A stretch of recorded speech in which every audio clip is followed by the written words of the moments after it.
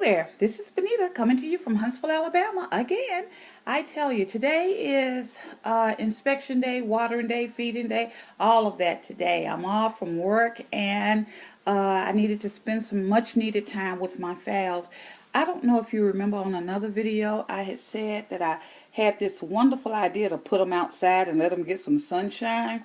Wasn't that a bust? Okay, won't be doing that anytime soon. As we see, we have sunburn on the leaves, so I just have to wait for that to, since the leaves aren't going to repair themselves, they'll be there next year if they make it through that.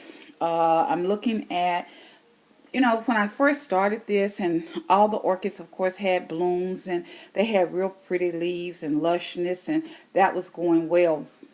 I started out with the Phalaenopsis, and if you'll look here, I have some Cattleyas. This one here, I bought it first, and I didn't even know what a pseudobulb was. But if you'll notice there, I apologize for the shake, over here, the sheaths are opening up and some other things are coming out of that. So I'm going to look at that and see. For me, if it opened up and something was coming out, that's growth. That means I haven't killed it yet. Amen. That's a good thing. This is the newer one, and I noticed that right there where the pseudobulb or that bulb thingy is, at least it's not dried up and shriveled. So not killing it yet, you all.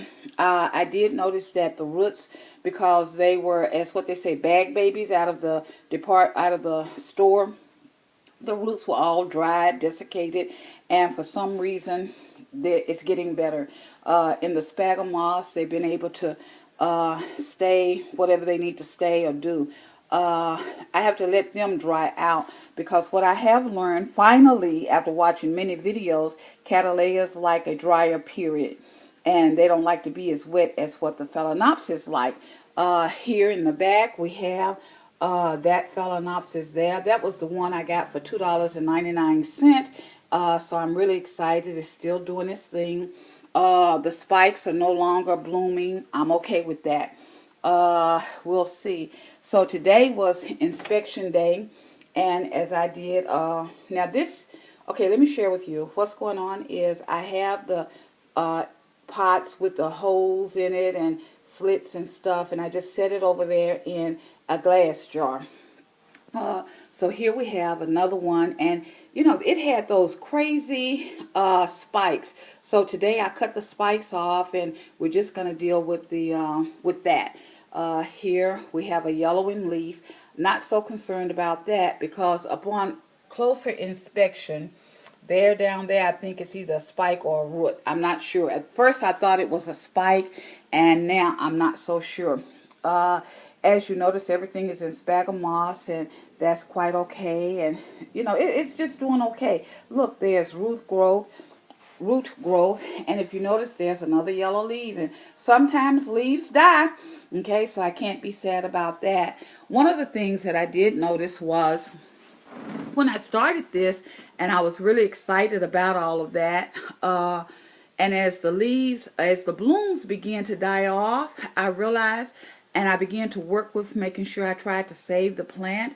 I had the problem, I lost all, remember I tried the water culture and that wasn't working for me. I didn't understand. I didn't follow the instructions of Orchid Whisperer. I keep telling you all that. Listen to what they say, because they know a thing or two. If Rick is giving you some advice, listen to it.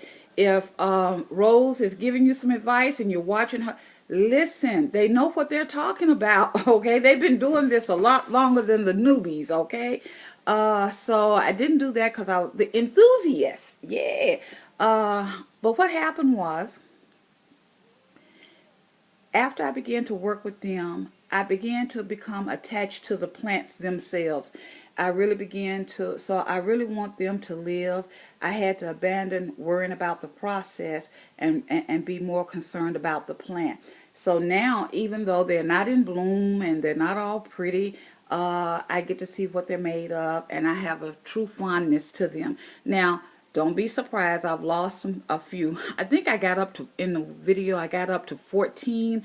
I'm at 10 now. Okay, so I've lost some, and I'm sad. However, I refuse to buy more orchids until I get this.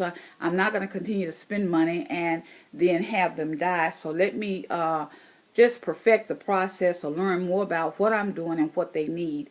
I'm going to try that one there in the sphagnum moss in the clear glass there. And, well, it's really plastic with no holes. And we're going to see, because I'm trying to encourage root growth. When I did inspect them, and those that are all of them I put back in sphagnum moss, the premium kind that Orchid Whisperer recommend, let me tell you, it's not a lot of root growth. I don't see it like I do on the videos, but I do see some, enough for me to say the plant is not dying. So since I've had such trouble with the roots, I understand about the leaves are dehydrated and stuff.